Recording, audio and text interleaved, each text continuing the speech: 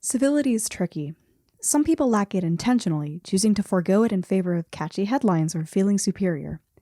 And some people lack it unintentionally because it was a privilege they simply never had. We've been like gate-kept from these resources and from these opportunities for 500 plus years, right? Our resources have been stolen for 500 plus years. So when we're like knocking at the door, like we're like, yo, like. That's Hernan Acevedo, a diversity, equity, and inclusion analyst at the San Francisco Public Library. He and Walter Jones, a social worker at SPFL, don't have the freedom of always being able to calmly get their viewpoints across. And it isn't their fault.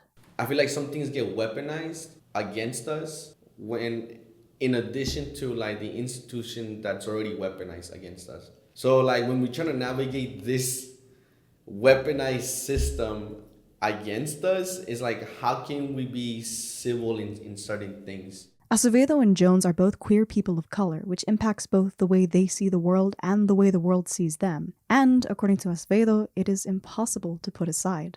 Yeah, like we can try to have a civic dialogue, but due to like the way I look and just like where I'm at and like the age I have, sometimes it can be like, he's young, he just needs more mentoring, right? Or like, he's just X, Y, and Z. He needs X, Y, and Z. When they forgot to ask me why I'm delivering in such a way.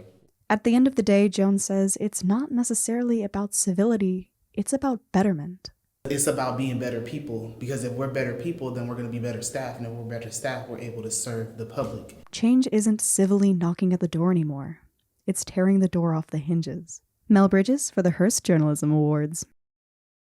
All right, you ready? All right, here, come over a little bit. Yeah, just want to make sure you're in frame. All right, let it autofocus. All right, perfect. All right, gotcha. Videos are funny, bro. Hey, I appreciate you, man. Whether passing through the quad on a busy afternoon or scrolling through TikTok on a slow night, chances are you've seen or heard Seth J. Trotter. Start recording in 5, 4, 3, 2, 1. Don't you make the egg. Often, to get real-time student answers to his light, funny, or slightly controversial questions, Trotter stops students with a signature smile and wave.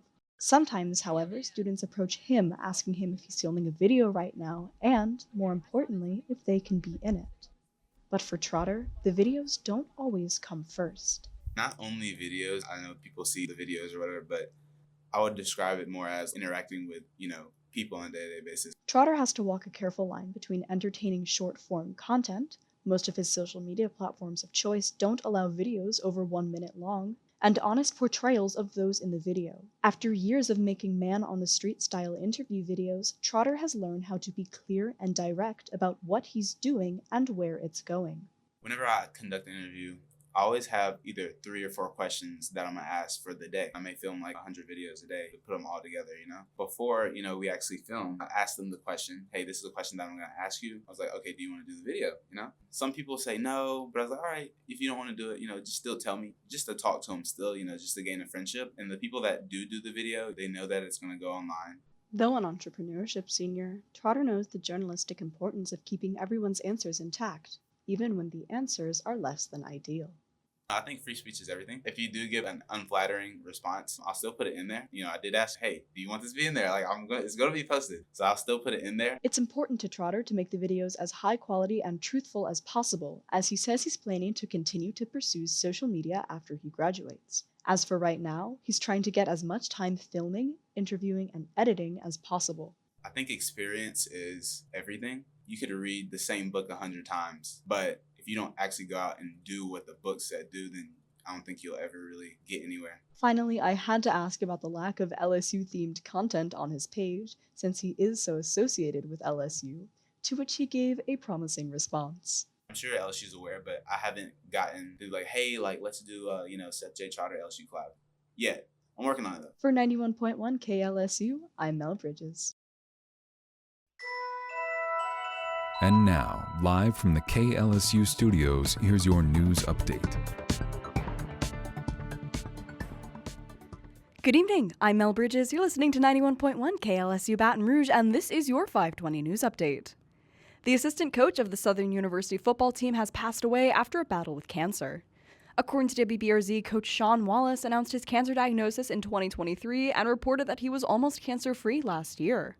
However, earlier today, his family released a statement saying, quote, "It is with profound sadness that we share the passing of Coach Sean Wallace after a courageous battle with pancreatic cancer. A beloved mentor, leader, and friend, his impact will forever be felt by those whose lives he touched. At this time, the family kindly requests privacy as they navigate this difficult loss. Details regarding memorial arrangements will be shared at a later date.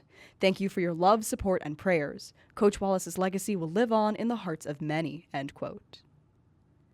In more local news, earlier today, the First Circuit Court of Appeals ruled that a judge overstepped when ruling that LSU law professor Ken Levy could return to the classroom after being removed from teaching.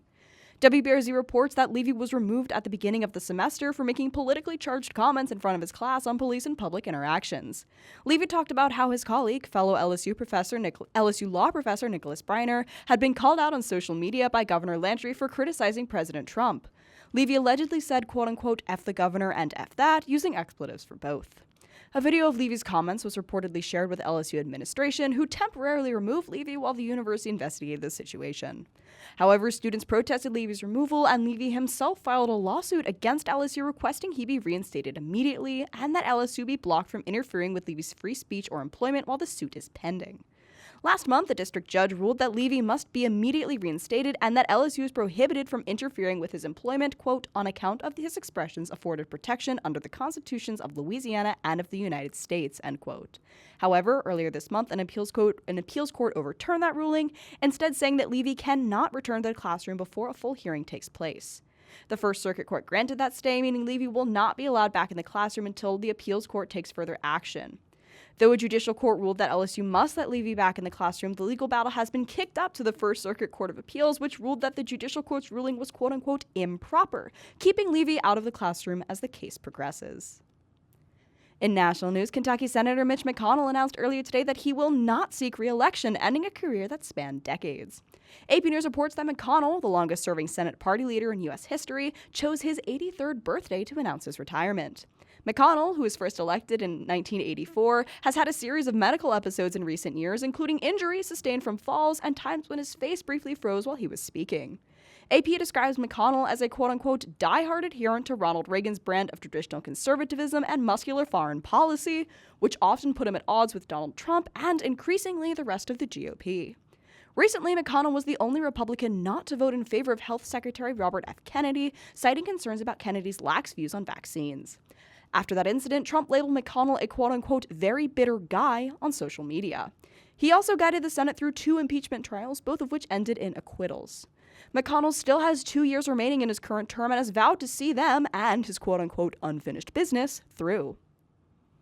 And now the weather. Currently in Baton Rouge, it's 41 degrees and clear. Today was clear and bitterly cold with a high of 42 and a shocking low of 26. Tomorrow it'll get a tad warmer with a few more clouds. The high will be 47 and the low will be 34. For 91.1 KLSU, I'm Mel Bridges, and that was your 520 News Update. And now I'm so excited to announce that we have $21 million to restart the New Orleans to Mobile Amtrak passenger rail. That's New Orleans Congressman Troy Carter. The grant comes from the Federal Railroad Administration and will be combined with previous awards, including a $176 million grant from 2023 to get the line up and running. Carter says reviving the train, which was suspended after Katrina destroyed the necessary infrastructure, will bring a host of benefits, including economically, environmentally, socially, expeditiously giving people an opportunity to move faster, more efficiently. I'm Mel Bridges.